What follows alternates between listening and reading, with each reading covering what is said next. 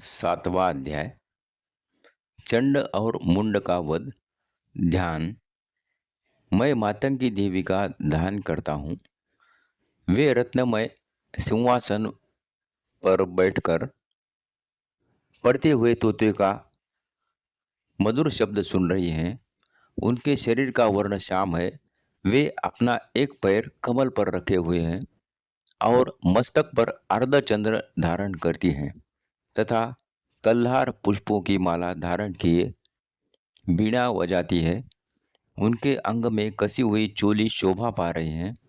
वे लाल रंग की साड़ी पहने हाथ में शंखमय पात्र लिए हुए हैं। उनके वदन पर मधु का हल्का हल्का प्रभाव जान पड़ता है और ललाट में बेंदी शोभा दे रही हैं। ऋषि कहते हैं, तदनंतर शुंभ की आज्ञा पाकर वे चंडमुंड आदि दैत्य चतुरंगिणी सेना के साथ अस्त्र शस्त्रों से सुसज्जित हो चल दिए। फिर गिरिराज हिमालय के सुवर्णमय ऊंचे शिखर पर पहुंचकर उन्होंने सिंहों पर बैठी देवी को देखा। वे मंद मंद मुस्कुरा रही थी। उन्हें देखकर दैत्य लोग तत्परता से पकड़ने का उद्योग करने लगे। किसी ने धनुष तान लिया, किसी ने तलवार संभाली और कुछ लोग देवी के पास आकर खड़े हो गए। तब अंबिका ने उन शत्रुओं के प्रति बड़ा क्रोध किया। उस समय क्रोध के कारण उनका मुख काला पड़ गया, ललाट में भौहें टेढ़ी हो गई और वहां से तुरंत विकराल मुखी काली प्रकट हुई, जो तलवार और पाश लिए हुई थी। वे विचित्र खटवांग धारण किए और चीते की चर्म की साड़ी पहने पर नर मुंडों की माला से विभूषित थी।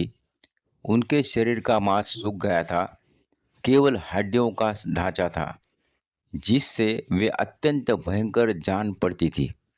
उनका मुख बहुत विशाल था। जीभ लपलपाने के कारण वे और भी डरावनी प्रतीत होती थी। उनकी आंखें भीतर को धसी हुई और कुछ लाल थी।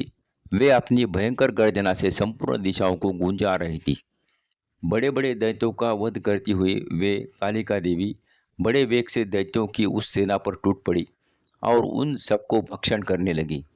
वे पार्श्व रक्षकों, अंकुशधारी महावतों, योद्धाओं और घंटा सहित कितने ही हाथियों को एक ही हाथ से पकड़कर मुंह में डाल लेती थी। इसी प्रकार घोड़े, रथ और सारथी के साथ रथी सैनिकों को मुंह में डालकर वे उन्हें बड़े भयानक रूप से चबा डालती थी। किसी के बाल पकड़ लेती, किसी का गला दबा देती, किसी को पैरों से कुचल डालती और किसी को छाती के धक्के से गिराकर मार डालती थी। वे असुरों के छोड़े हुए बड़े बड़े अस्त्र शस्त्र मुंह से पकड़ लेती और रोष में भरकर उनको दांतों से पीस डालती थी। काली ने बलवान एवं दुरात्मा दैत्यों की वह सारी सेना रौंद डाली, खा डाली और कितनों को मार भगाया। कोई तलवार के घाट उतार गए और कोई खटवांग से पीटे गए और कितने ही असुर दांतों के अग्रभाग से कुचले जाकर मृत्यु को प्राप्त हुए।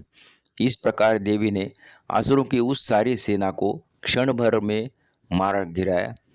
यह देख चंड उन अत्यंत भयानक काली देवी की ओर दौड़ा तथा महादैत्य मुंड ने भी अत्यंत भयंकर बाणों की वर्षों से तथा हजारों बार चलाए हुए चक्रों से उन भयानक नेत्रों वाली देवी को आच्छादित कर दिया।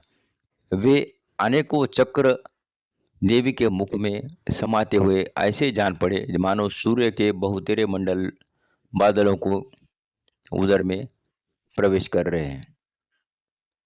तब भयंकर गर्जना करने वाली काली ने अत्यंत रोष में भरकर विकट अट्टहास किया। उस समय उनके विकराल वदन के भीतर कठिनता से देखे जा सकने वाली दांतों की प्रभा से वे अत्यंत उज्जवल दिखाई देती थी। देवी ने बहुत बड़ी तलवार हाथ में ले हाँ का उच्चारण करके चंड पर धावा किया और उसके केश पकड़कर उसी तलवार से उस्तक का मस्तक काट डाला। चंड को मारा गया देखकर मुंड भी देवी की ओर दौड़ा। तब देवी ने रोष में भरकर उसे भी तलवार से घायल करके धरती पर सुला दिया। महापराक्रमी चंड और मुंड को मारा गया देख मरने से बची हुई बाकी सेना भय से व्याकुल हो चारों ओर भाग गई। तदनंतर काली ने चंड और मुंड का मस्तक हाथ में ले चंडिका के पास जाकर प्रचंड अट्टहास करते हुए कहा, देवी, मैंने चंड और मुंड नामक इन दो महापशुओं को तुम्हें भेंट किया है। अब युद्ध यज्ञ में तुम शुंभ और निशुंभ का स्वयं ही वध करना। ऋषि कहते हैं, वहां लाए हुए उन चंड मुंड नामक महादैत्यों को देखकर कल्याणमय चंडी ने काली से मधुर वाणी में कहा, देवी, तुम चंड और मुंड को लेकर मेरे पास आई हो, इसलिए संसार में चामुंडा के नाम से तुम्हारी ख्याति होगी। इस प्रकार श्री मार्कंडेय पुराण में सावर्णिक मनवंतर की कथा के अंतर्गत देवी महात्म्य में चंड मुंड वध नामक 7वां अध्याय पूरा हुआ।